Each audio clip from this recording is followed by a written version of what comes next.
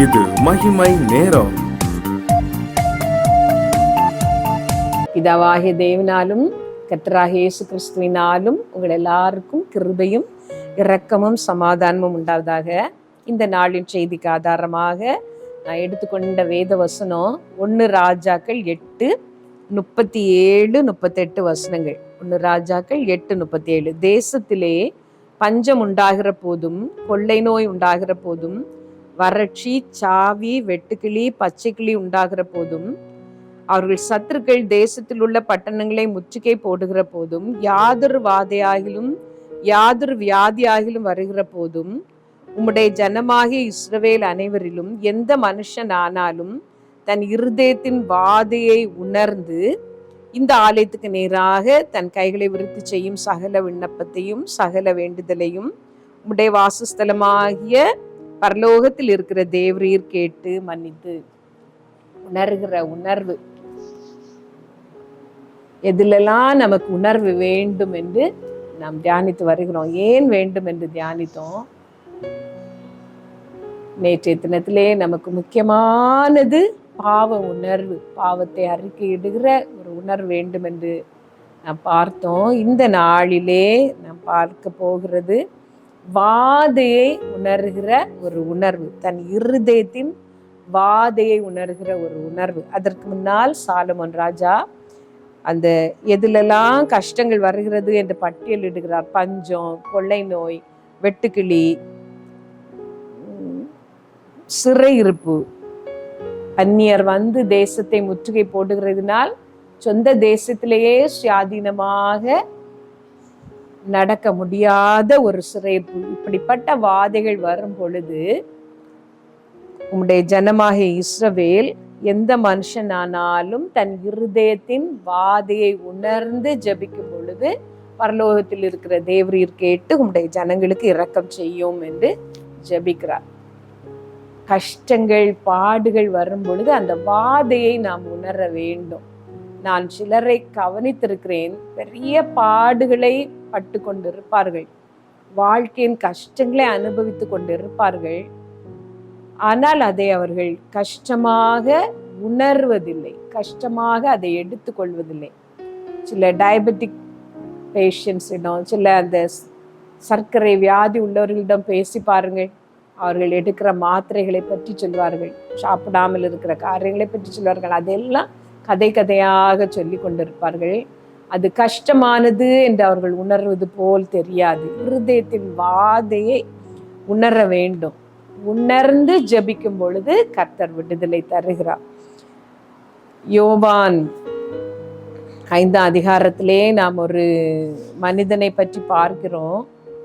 Bethesda குளத்தின் கரையிலே 38 வருஷமாய் வியாதியாய் ஒருவர் படுத்திருக்கிறார். அந்த பெதஸ்தா குளத்தின் தண்ணீரை தேவதூதன் வந்து கலக்கும் பொழுது யார் முந்தி அதில் இறங்குகிறார்களோ அவர்களுக்கு எப்பேற்பட்ட வியாதி இருந்தாலும் அது சுகமாகும்.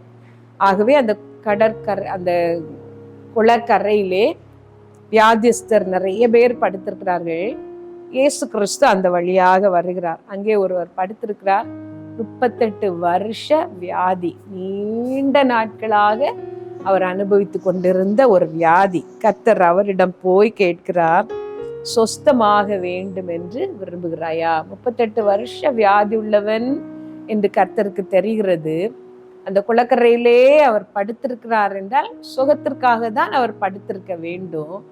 அவரை பார்த்த ஆண்டவர் கேட்கிறார், சொஸ்தமாக வேண்டும் என்று விரும்புகிறாயா? அப்படியானால் அதற்கு என்ன அர்த்தம்? உள்ளத்தின் ஆழத்துல அந்த மனிதருக்கு சுகமாக வேண்டும் என்கிற முழு வாஞ்சை இல்லை. அவருடைய வாதையை அவர் உணரவில்லை. மாறாக அவர் குற்றப்படுத்தி, அவருடைய பதிலை கவனித்து பாருங்கள், குற்றப்படுத்தி சொல்லுகிறார், நான் இறங்குவதற்குள்ளால் இன்னொருவன் போய் விடுகிறான். தண்ணீர் கலக்கப்படும் பொழுது என்னை கொண்டு போய் விடுகிறதற்கு ஒருவரும் இல்லை. எனக்கு போக முடியவில்லை என்று சொல்வதை விட என்னை யாரும் கொண்டு போகவில்லை, வேறொருவன் போய் விடுகிறான். மற்றவருடைய குறைகளை எல்லாம் தான் அவர் கவனித்து பார்த்து கொண்டிருக்கிறார். ஆண்டவர் அவர் மேல் மனதுருகி உன் படுக்கை எடுத்துக்கொண்டு நட என்று சொல்லி அவருக்கு சுகம் கொடுத்தார் என்று வேதத்துல நாம் பார்க்கிறோம். நீங்களும் உங்கள் வாழ்க்கையில ஏதோ ஒரு கஷ்டப்பட்டு கொண்டிருக்கிறீர்கள். உங்கள் வாழ்க்கையின் பாடு என்ன யோசித்து பாருங்கள்.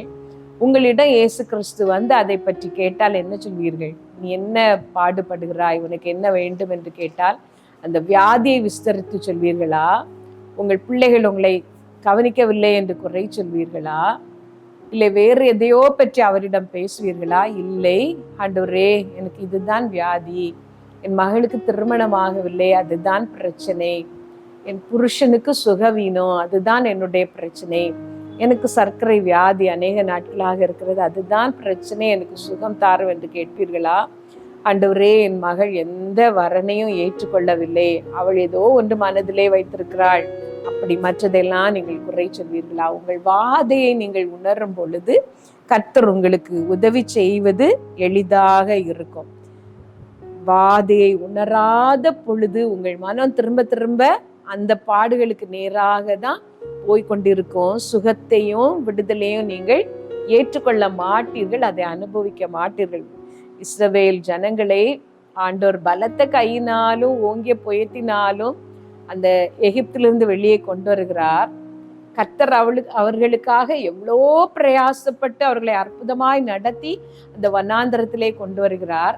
ஆனால் இந்த ஜனங்களுக்கோ அந்த சிறையிருப்பின் வாதை புரியவில்லை. அவருடைய மனம் விரும்பினதெல்லாம் அந்த கொம்மட்டி காய்களையும் அந்த வெள்ளரி காய்களையும் அங்கிருந்த வெண்பூண்டுகளையும் அங்கிருந்த இறைச்சிகளையும் தான். இருதயத்தின் வாதையை உணர வேண்டும். இதை கேட்டுக்கொண்டிருக்கிற நீங்கள் ஆண்டவருடைய சமூகத்திலே உங்களை தாழ்த்தி, ஆண்டவரே இதுதான் வாழ்க்கை என்று நான் ஏற்றுக்கொண்டு விட்டேன், இது எனக்கு ஒன்றும் பெரிதில்லை என்று நான் ஏற்றுக்கொண்டு விட்டேன், ஆனால் உம்முடைய சுதந்திரத்தையும் உம்முடைய ஆசீர்வாதத்தையும் நான் அனுபவிக்கத்தக்கதாக நீர் எனக்கு வாக்கு பண்ணி இருக்கிற அந்த செழிப்பையும் சுகத்தையும் சமாதானத்தையும் நான் அனுபவிக்கத்தக்கதாக அந்த இருதயத்தின் வாதையை எனக்கு உணர்த்தும் என்று கேளுங்கள். ஆண்டவரே உணரத்தக்கதான ஒரு இருதயத்தை எனக்கு தாரும் என்று கேளுங்கள். ஜெபித்து நான் முடிக்கலாம். சர்வ வல்லமுள்ளைகள் நல்ல தகப்பனே, இருதயத்தின் வாதையை உணரத்தக்கதான ஒரு உணர்வை எங்கள் எல்லாருக்கும் நீர் தாரப்பா. எதையோ